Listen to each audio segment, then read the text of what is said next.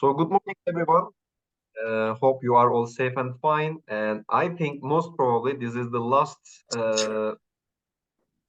webinar, Global Lecture Series webinar of the year 2023. And we have a guest from India. Dr. Verma, you are the second person, second guest from India. This is a great pleasure to have you with us. And but Dr. Verma is in Istanbul right now because she had visited us yesterday evening in one of the master classes. So we are also very pleased to have her with us. Thank you again for your contribution to these global lecture series webinars. And Dr. Pratima Verma is from Alliance University, India, and the title of the topic is very interesting for me, and I'm really willing to hear from you. And the title is Struggle or Celebration, Mediocrity at Workplace. So, Dr. Verma, thank you again for your contribution and just sharing your ideas, research with us. And the floor is yours. And I will just have some questions, most probably at the end of this session. And good luck with your presentation. Thank you. Thank you so much. Good morning, all of you. And this is interesting that being in Istanbul, I'm doing a webinar. But physically, yesterday I attended your institute, so this is fine. I feel little known. I don't feel that I'm new to this university. Okay. Now, why this topic? This is more important. Why this topic we have to study? I have been reading about this since 2 years, and interestingly, I'm still not clear what is mediocrity, because mediocrity is different for different people. Let's say for you, mediocrity is someone who works 3 hours a day. For someone, mediocrity can be who's not extrovert. For some, mediocrity can be who doesn't complete work on time. For some, mediocrity can be you complete work on time, but that's not extraordinary. That is mediocrity. Okay, fine. So that was one question. And why OB? Any book you see, I have been. I was in Stockholm for 1.5 years, so I have really gone through the books and syllabus of some of the European countries and US, what they teach in OB. But I was surprised to understand that mediocrity is not in the syllabus. Like you have leadership, motivation, decision making, and you have everything around. And interestingly, everything at the end is looking for increasing productivity. But we don't have mediocrity. So this was pretty interesting for me. So as I said, I'm still not very happy with the definition, clarity of definition. But one definition, which is a little generic, I have tried to make slide in such a way that I don't put a lot of literature references, broadly the crux, and somewhere here and there I have put. So one definition which I feel is more generic is here, and it consists of central group practices performed around the average, whose reputation results in their embeddedness in a group. So they do something so that they're the part of the group. That's all. Nothing more, nothing less. And that is mediocrity. Fine. So this is one definition. As we will discuss in detail, then maybe the clarity of definition will come. So why to study mediocrity? So as I said, when we discuss about every aspect of organization behavior, and every aspect is pushing us towards one need: increasing productivity, enhancing organizational attachment or orientation towards the goal. And in spite of all this, mediocrity is not studied in detailed by management student. But then why to study? The first is how to handle the lesser able. We talk about performers, but how to handle the lesser able if we don't understand the fundamental of mediocrity. And then what happens at few times, the shortcomings of less able is a detrimental as it compromises the group reputation. So again, in group behavior, it becomes very important. mediocrity. As an individual, it becomes very important. Also, when it comes to ethics, then people say that talking bad about others is unethical.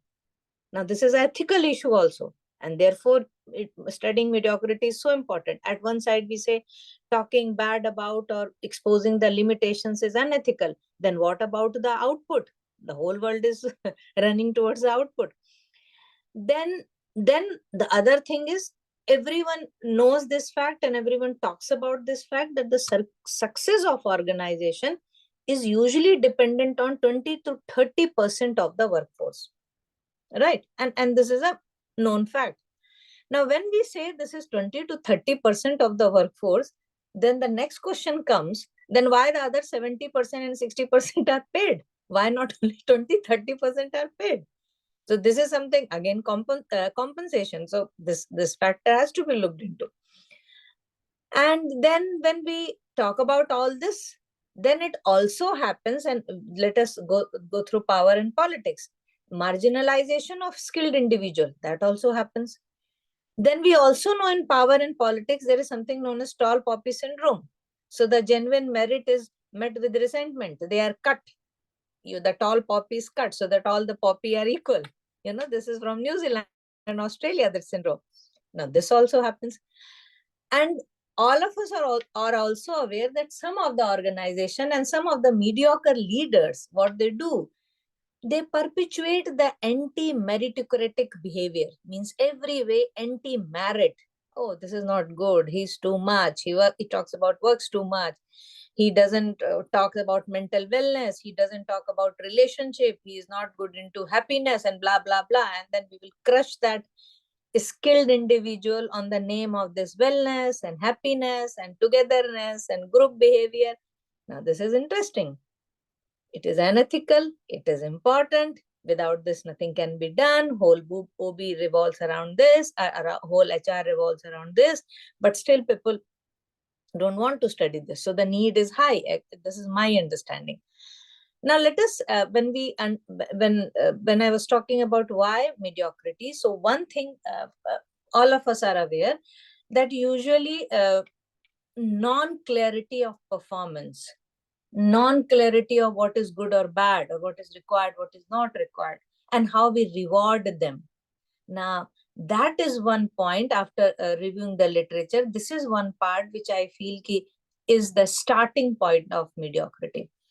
So the first is stratification. So I also suggest at the end of this talk, and this is from the literature also, that stratification is the need of the hour. So what is stratification? You are able to divide or stratify your population into groups as per skills, as per their performance. This will help us in training them. This will help us in reviewing them. This will help us in developing leaders for future. So everything, this takes care of every aspect of HR, and how do we compensate, and how do we make policies for them, and so on and so forth. But then what happens that when we talk about grading or rewarding people, the achievement criteria, we all of us know that it is more universalistic in nature, universal in nature. And what it is that the rewards should be conferred as per the performance, and that should be grounded in merit. Now, when it is grounded in merit, and when we do that, then only we push mediocrity. Otherwise, we are pulling up the mediocrity. Now, in spite of this principle, why this happens? Then the next is those. Now, the other problem is so there are two things. I am not able to reward great people, but the rules are clear, but still I'm not able to reward. The second is, when I reward great, I am also not clear this great is actually great, or this is great because we have bunch of jokers in the organization. That greatness is not clear. So the greatness in comparison to other, we have not clear. So it means our reward system has a problem. So this part is still not clear in literature. Now, when we talk about mediocrity, we also don't know that whomever I'm saying is good because of one role, because of two role, or because of every aspect of that role. But because let us understand, as academician, some universities say do research, but student will say teacher should be good. At the end of the day, the owner will say, no, someone should do good administration also. Now, poor teacher will be confused, bloody what I should do. I should do research, or I should teach well, so that, because as a teacher, our conscience always pushes us that I should take care of students. I'm talking about myself. My responsibility as a teacher, if you ask students, they are not bothered about how much publication we do. They are bothered about what content we give them when we go to class. But when it comes to, let us say, some certificate, some accreditation, or some agencies looking for, all those things, then institute will want us to do administration. Or university sometimes, big universities, they have their own problems, and so they want us to take care of that also. Now we get confused. So who is a good teacher? So what university requires? Whom to reward? To reward someone who publishes, but he goes to the class and does some shabby job, or someone who does extraordinary job and prepares 4 hours and then delivers the lecture? So what is that goodness? So whom we are rewarding? We are saying reward will solve this problem. So who is that good? That part is still unclear. So it is singular role or the group of role. So you say 30% good in all, 90% good in all. What is that? In the same way. So it can be for sales people also, that it is sales, or it is ethical sales, or it is good sales, or it is impact of the brand. What you're looking for? Then there is one interesting phenomena, Matthew effect. So what is Matthew effect? Matthew effect is, like, for example, this year, or when we give assignments, so one group has done extraordinarily well. So next time what will happen, we will have the image of that group, that this person is good. Now, since image is good, we start at a level. And the other group, unless and until far better from that group, already it has started there. The second group was here. It has to work so much to reach here, and then supersede. So reward again. So Matthew effect says you acknowledged employees receive disproportionate recognition every time. So you look at the reward system, how they add to mediocrity. We don't know who is good. We don't compare them from outside. We don't review on one role or many role. We don't consider Matthew effect. And these leads to, again, mediocrity. So mediocrity is again, a big confusion. Now, when we talk about mediocrity occurs because we marginalize a group. So which group we marginalize? We marginalize the adept. We marginalize the good ones. We marginalize the perfect ones. We sometimes also marginalize the average ones. And the problem here is, when we over marginalize the weak ones, organization then also fails to survive. A very simple logic. I have 10 subjects to handle. Maybe 2 teachers are good, 8 are bad, but at least those 8 go to the class and stand there for time being. At least the class is done. Some average teaching they do, and some learning still happens. Something still happens. Maybe they are not the best. Now that when it doesn't happen, just imagine of a scenario, you have 3 great teachers and others, and there is no one else. And the 7 classes is just a vacuum. University will get closed. Who will want to be part of such university? A student will say, if for 10 courses, 10 professors should be there. Maybe there are 2, 3 good, and maybe there are 7 average. So this is required. So over marginalization of weak is also a problem. So you understand. Talking of mediocrity is a full of problem. Now, what happens in marginalization? But there are 2 types of marginalization. One is for the adept and one is for the poor one. So let us talk about the first one, reverse manifestation to the Matthew effect. We studied that those who perform well, next time they are considered, they start at a certain level, so they are over appreciated every time they have advantage. But some organizations, what they do, oh, this group was good, so next time this group will not be considered. Now this is again marginalization. So what will performers will do? So let us say some universities have this rule that this year if you get the award, next year you don't get. So this year I will work hard, next year I will sleep.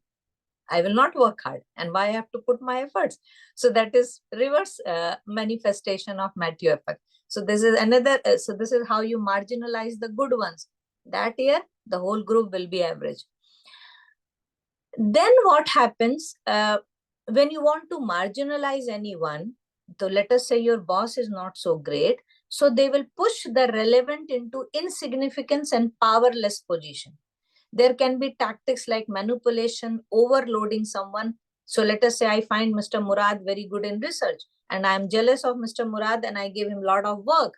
And then, I do all those tactics. Now then he will be marginalized. So the good performance can also be marginalized. And there is an interesting phenomena. We all know that 60-70% are mediocre. Now what these 60-70% do?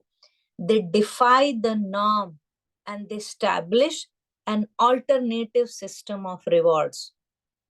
For example, if I am not a good teacher, I will say someone who is a good administration. I am not demeaning administration, but I'm saying I can start an alternate reality. I will say, oh, this fellow brings a lot of admission. I can say that. But then teacher definition is different. But this person has built an alternate reality and that person will be awarded. Now, when someone is awarded for great admissions or someone is awarded for something different than what the definition of teacher is, then the good teacher will start thinking, am I doing the right thing? Or I should also jump into admissions. Now, then slowly what happens? No one is bothered about teaching and everyone is bothered about the alternate reality created by the average population. And then what happens? You gravitate towards the average. And why this happens? There is ambiguity in the goals. No one is very clear.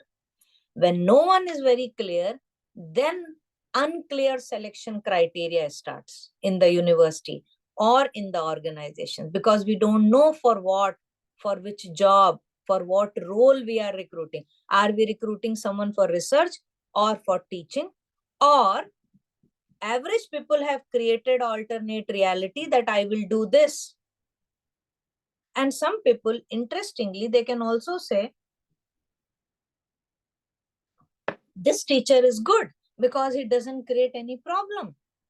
He comes to the class on time. He doesn't take leave. His interpersonal skills are good. So what we are checking? Are we checking interpersonal skills or research or teaching quality? Now, unified goals are not there. And then there is unclear selection criteria. Some other can be, like, for example, if individuals get a signal that the rewards goes to mediocre, then people become mediocre. And if the reward of able and not able is not competitive enough, I do a great job, I get 6% increment. Someone doesn't do great job, he gets 4% increment. So then I will go for no job or bad job, because still 4%, the difference is less. And worst happens when the leader is among the mediocre. And the leader doesn't understand what is good or bad. And then what happens? They believe in pushing the able ones to follow their terms. Why? Because if the able one starts following their term, actually, when a mediocre follows a leader, it's not a great thing. It's not a big deal. But someone best in the university starts following you, then you can say, you see, so those are also saying I'm the best leader or I do great. Leadership among the average is another problem in mediocrity, and it enhances, it takes mediocrity to the next level. But we discussed so many things about mediocrity, but why mediocrity is ignored. We discussed this happens, that happens, but why it is ignored and why people don't talk about it. So the first point is the problem of good or skilled labor is they don't articulate what is merit. And why they don't do that? Because they're busy with their work. That is another problem. If good ones starts articulating, then a system will have clarity. Then the problem is lack of merit is advantageous to the adept. I am good when I'm surrounded by jokers. Otherwise, if all are good, then I'm no more good. And when I'm good, then I'm taken care of by less able. I am great at research. People around me who don't do research will take care of me. And you become blind to mediocrity. Your team is not working, but you are still very calm and quiet to them and good to them. You win favor in the process. Because if you don't say, you can also say, I don't micromanage. But when you say, people don't like it. So you keep quiet and everyone is good to you. Adept also benefit from less able because their weakness gives importance to adept's capability. Others are not good, therefore you are respected. And a high achiever get attention because others don't achieve. And if the gain is minimal after the hard work. As far as a prolific person is awarded, maybe in a team with lot of problem, but he will hide in lieu of a reward. For example, if I say this team leader is good because this team doesn't have problem. If I say that as a boss, then the team leader who knows there is a problem will still keep quiet because he doesn't want to show being as a leader of problem. So therefore, in spite of knowing, no one talks about this topic. No one. Actually, no one talks about this topic. Why mediocrity? And why mediocrity wins? We have discussed so many things, but let me put it in a different perspective. An adept can't be adept in every dimension. This is something we have to be clear about. I am good. I can't be good in everything. I may be bad in something, but my boss thinks that part is required. He will always push that part. And I will get demotivated in whatever good also I am doing. So mediocrity wins. And then we talked about alternate reality. When I am good in my work and I am busy with my work, someone else who is not good at work, he gets more time for politics. And he is very good at manipulation. Less able people, since they have a lot of time, they don't polish their skills, they get time for politics. They get time for manipulation of power. And what they do? In the process, they become great. And they achieve a lot more than the adept. This always happens. Allowing mediocrity in the name of well-being, which is happening. When goals are varied and ambiguous, therefore mediocrity wins. Adept leave, they get fed up of politics, and the average number of less able increases. And sometime what happens, it becomes difficult for adept or for performers to leave, and they keep quiet. Because end of the day, performers also want peace of mind. They can't be telling what is wrong, and in the process, they get disturbed. They also keep quiet. Because when you point fingers at others, that person will not like. The person whom you are complaining, he will also not like. And why he will not like? He may think that you are always in a complaining mode. And it may also happen that you get a bad name in the process. So what is good? To keep quiet, to leave, or to ignore. And then what happens? Mediocrity wins in that situation. Now you see across all the organization, which employees are liked most? The employees whose interpersonal relation is good, who talk sweetly. They finish work on time without worrying what is the work, what is the level of work, right? Without having clear picture, they win, they leave, they keep quiet, and in the process, they also appear less able. If I have to be friend with a group of people who don't work hard and I want to be part of that group behavior, let us go through the norms of group behavior. You are accepted in the group most of the time when you appear as the part of the group and you adopt all the qualities of the group. Then acceptance in group is high. But if you're totally different from the group, in fact, in the aspect for which the group is known, if you're totally different, you will not be accepted. So you accept and you become less able. We have discussed this, that who is a better, so there is a chaos, better teacher, a good researcher, or good administrator. For example, who is better salesman, ethical salesman, or someone else who gives number? So who is a good salesman? There is a chaos. Now, this impact of marginalization of performers is huge. We are ignoring this definition, we are ignoring this aspect of OB, but the impact is huge. Also, let us understand, when we become part of a group, that group is our identity. Just think about big countries also. We may not like what the country is doing. When we sit alone, it may happen that some part of it we don't like. But then what we do? We don't separate, because that's our identity. So theory of identity also comes into picture, because we don't want to separate. So what we will do? Okay, no one likes to do something. I will work, but I will not work to that extent where I appear different. I will work like that. People who protest are still marginalized. When you change rules, that result in further marginalization. Those who keep quiet are rewarded.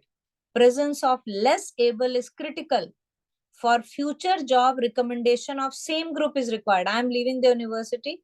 I will go somewhere else. I can't fight with the people here. So I will start appreciating everyone.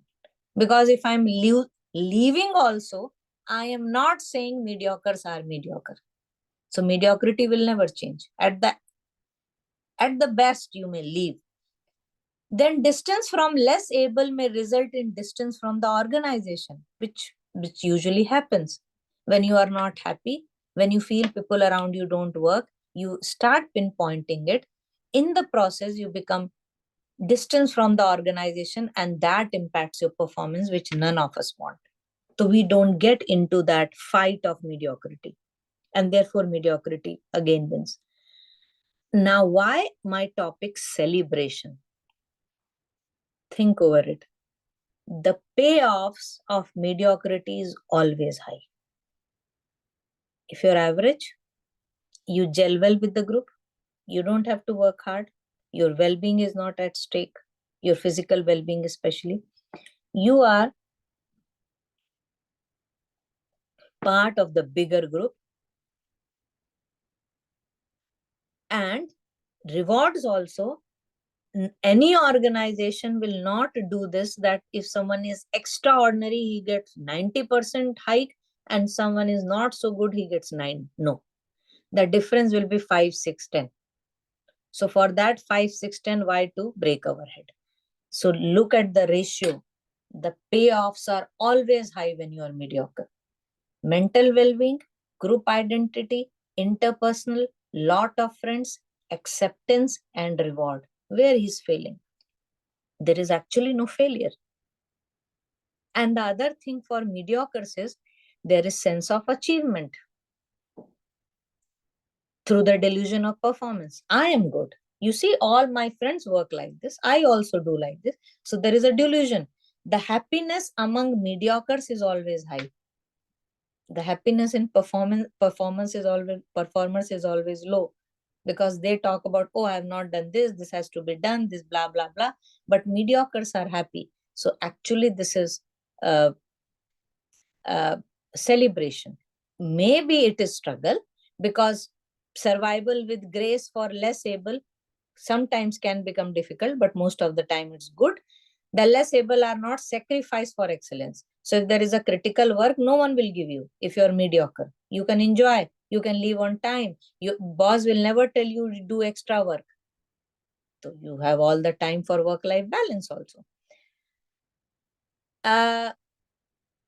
But only struggle can be there when adept are not marginalized and the adept in your organization get the highest position, then only struggle is there. Otherwise, all the points, if you get into the detail, it's all about celebration. The theory, as I wanted to talk about, one theory which I feel has more value than others, or it's of importance, is social stratification theory. All this problem, when I jotted, I found one thing, that if the stratification of categories are very clear, then everything else is possible. Now, why the problem of stratification is there? Because there is no clear definition of these stratas.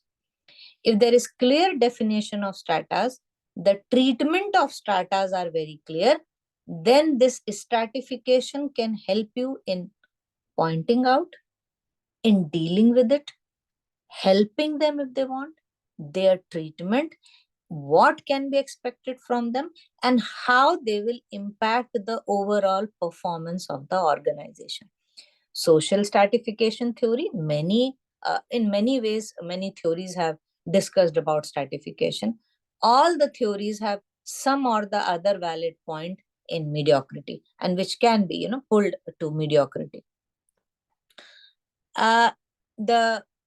When we talk about mediocrity, it has gone to a level, to a skin color also. And worldwide it is known that how people perceive certain color. Mediocrity is related to skin color, but not the performance. You see how people perceive it. Definition is not clear, and doing right is threatening. Anytime you are too right, you are into problem. When you take average stand, your life is simple, and that's you can turn around in any organization. It's like that. What I was trying to understand, that how it can be, I don't know why this diagram is coming like this. Okay. If someone really wants to implement, I'm still working on it, some 30-40 interviews and some informal, some 10 are over. What I have understood, that if you want to implement mediocrity or understand that phenomena, or make people aware of that phenomena, the first thing which people should do is have clear definition,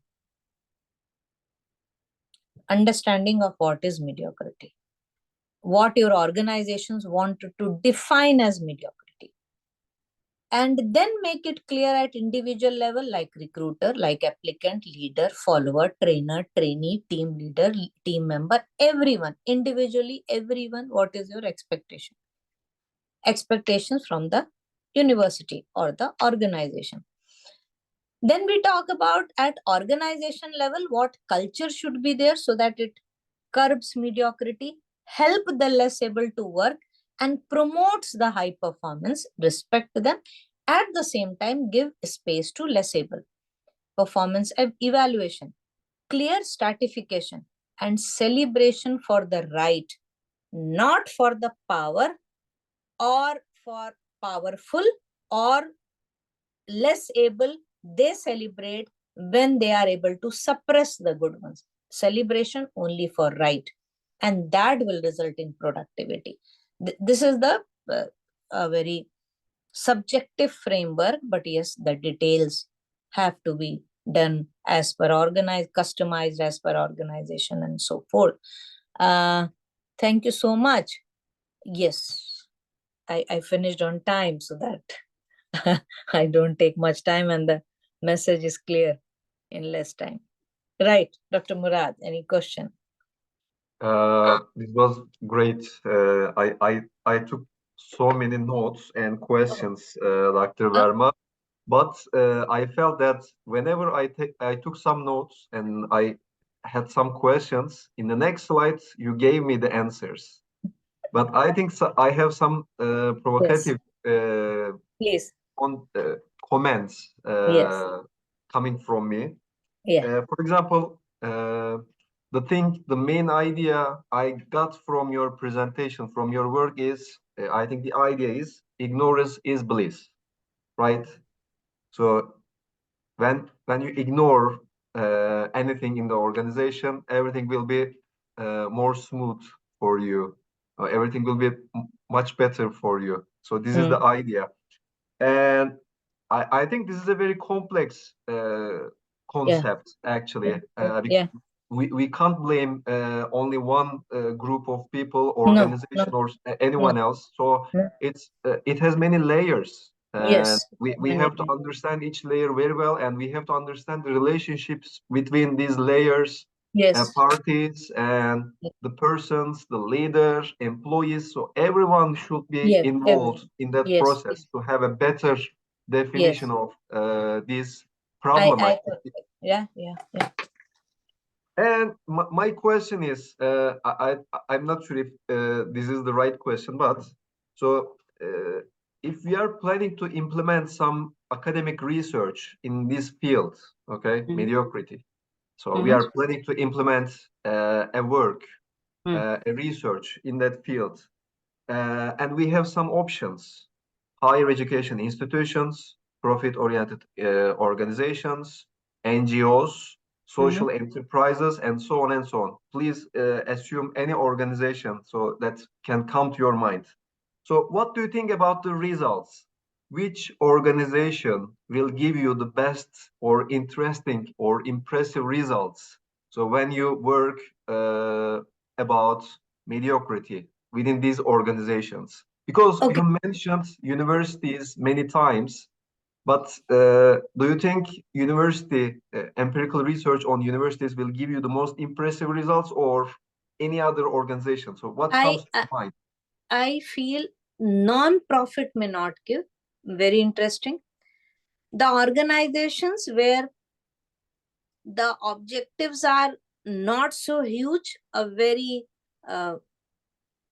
not defined and a very vague, and they are working where they are not looking at huge profit, there the result may not be extraordinary. But when it comes to universities, and especially nowadays where universities are pushing for profit, it is no different from profit making organizations.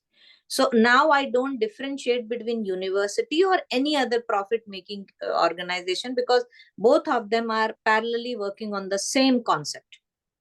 So can we say that, I'm sorry to interrupt you, but another question comes to my mind. So is it a global problem, or is it a context-based problem? No, for example, it is a global problem.